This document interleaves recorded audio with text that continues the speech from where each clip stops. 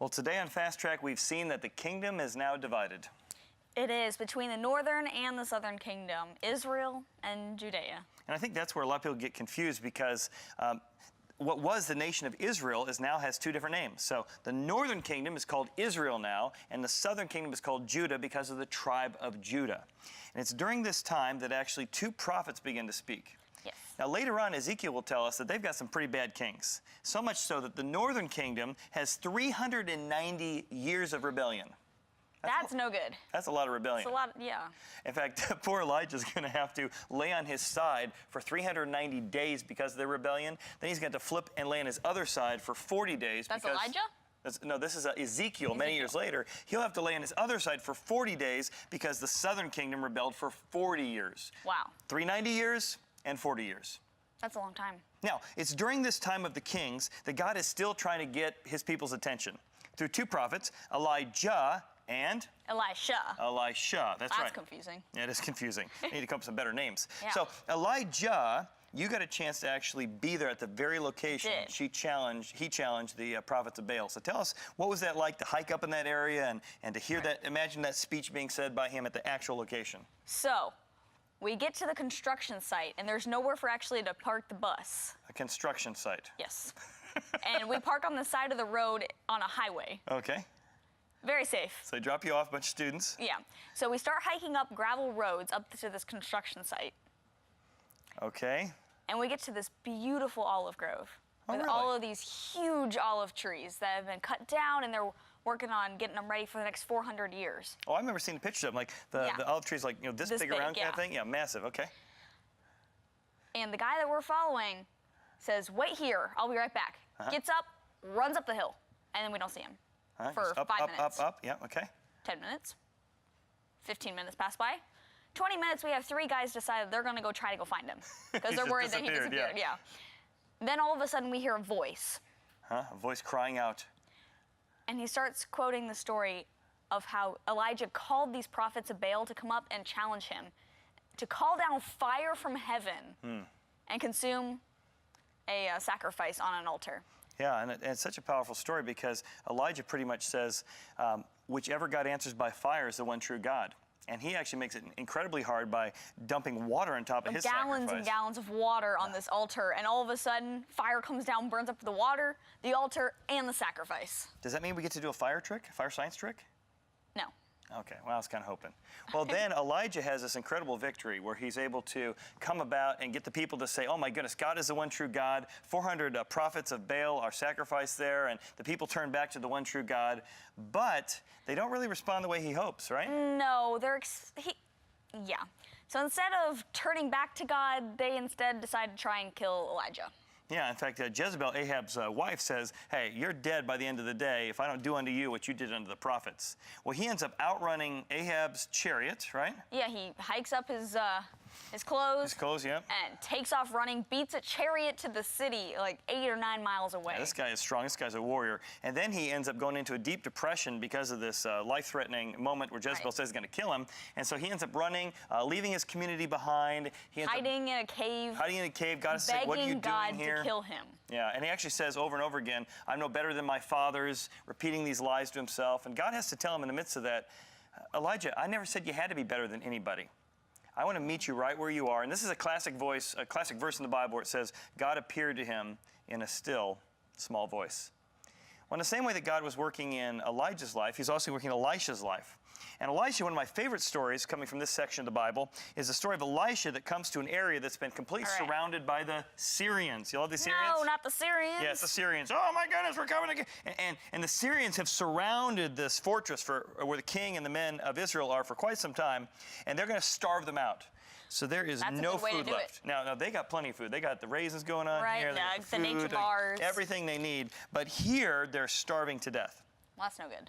So Elijah shows up. He's here in the city, and he says, I got a prophecy from God. Right now, it's a month wages to have like one meal. But by this time tomorrow, food is going to be aplenty. And the king is like, there is not a chance. Good luck with that. Well, in the middle of this story, it tells us there are 4 outcasts. 4 people that used to be accepted in the community. 4 people that used to be loved, devoted, warmly welcomed, celebrated by the people. But what happened? Well, they're now outcasts. Oh. Why? Now, in those days, they were called lepers. We're going to call them outcasts because the outcasts we're going to have that end up being seated outside of the city, our first outcast is MC Hammer. Once loved and adored, and now an outcast. Da-na-na-na, da-na-na-na. You can't touch this. And because he has leprosy, you can't touch this. Because they were so scared that the leprosy was contagious. So they kicked this outcast, this leper, outside of the city. And he's like, oh my goodness, what are you going to do? Sorry, MC Hammer. Yeah, sorry, man. Well, another one of these lepers sitting there, we're going to use the Justin Bieber. The Biebs, yeah. And you could actually have him seated outside the city, and you could listen in. You could hear him going, baby, baby, baby, baby, baby. So things are not going well for our leper here. No, not going well for him. Anything else Biebs might say? He's sorry. He's tried to change 1,000 times. You just got to love yourself. You just got to love yourself. That's all you got to do. Well, our next outcast here is Miley Cyrus. Lindsay Lohan. Oh, this is Lindsay Lohan. Oh, this is Lindsay Lohan. Well, I'm sorry, I didn't recognize her. So Lindsay Lohan, she is also sitting out there, and if you ask her, like, what are you doing out there, Lindsay? Lindsay's like, oh my goodness, there's a bunch of mean girls in the city that kicked me out. They don't like me anymore. Those mean girls. Yeah, and our fourth one, again, a girl that we once wanted our daughters to be like, and now not so much so, is Hannah Montana. Miley Cyrus. Also one of our outcasts sitting outside the city. And she too, you ask her, what happened to your life? You used to be loved, used to be so adored. And she says? She doesn't have the best of both worlds. Oh, she actually says her life's become a wrecking ball. How about that? That too. Yeah. She says somebody took a hammer to her and she tried to lick it and eat it and her tongue fell out. Or whatever it is. So they're sitting out here and they got a bad choice to make. They say, if we stay here, we're going to die. If we go in the city, we're going to starve, right? We're going to die, right? If we go over to the Syrians, we're probably going to die. We're probably going to die. So they're asking what to do, and so they turn to outcast number 1, and they say, what do you think we should do? And of course he says, stop. You got to pray just to make it today. You got to pray just to make it today. So they decide to pray, and they say, you know what? We got a bad choice. What should we do? Should we head in here? Right. At least if we go to the Syrians, we got a chance. So they decide. I don't know about that. That sounds like a terrible idea. Look at your options. You know, it's die, or die. Maybe die. Yeah. So they took the maybe die over the other 2 dies. So they decided to head out. But little did they know, that evening when they headed out, that God had the whole Syrian army scared to death by a vision.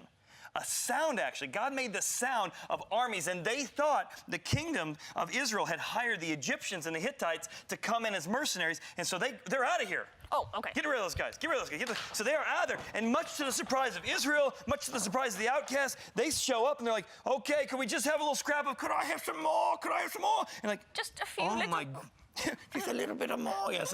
And so they come out, and it's like, oh my goodness, look at all this. They're finding money, they're finding food. For the first time in their life, in a long time, they're having like a full belly. More than that, they're having savings. And now they got all this food, and they're like, wow, look how God has provided here. And while they're there celebrating, one of the outcasts, the Biebs, you know, he's like, hey, we need to take this, and we need to go bury it so we have savings the rest of our life. And that's where MC Hammer says, stop. It's hammer time. That's right. That is not appropriate. That is not right. And he gives us a great speech. He says, stop. Today is a day of good news. We can't hold this to ourselves. So they turn and they tell the king, there's food out here. There's food out here. And the king is like, oh, my goodness. He sounded like Admiral Akbar, actually. He's like, it's a trap. What? Not a parent trap, Lindsay. It's just a trap. It's not a trap. There's food out here. There really is. And MC Hammer's like, come on out here. We got to get us some food. Actually, that's more like Mr. T. That's like Mr. T. Yeah. Murdoch, you ain't going to get me on no plane. And so they come out, and sure enough, the Syrians are gone, scattered. There's food just scattered along the way. And the people bring the food into the city. And in the same way the New Testament tells us to spread the good news, it comes from the same idea from the Old Testament here from Elisha, that when you have good news, God's mercy, God's kindness, God's forgiveness, when God provides for you that which you don't deserve in your time of need, when He loves you when you've been an outcast, when He loves you when you've been shunned, you shouldn't keep it to yourself. God wants us to share that with others. And so in Fast Track today, what we're going to discover is that God wants us not only to receive from Him, but also to give back to other people in need, whether that's financially, whether that's adoption, whether that's forgiving people the same way God forgave you, being patient to people. Oh, that's a hard one. Because God's been patient with you. that what God gives us is the source or resource for us to bless and be kind to others. So like the lepers in the story and like Elisha told us, the prophecy was fulfilled and they were able to eat, not for a month's wage, but for for a day's pennies on the dollar. Exactly.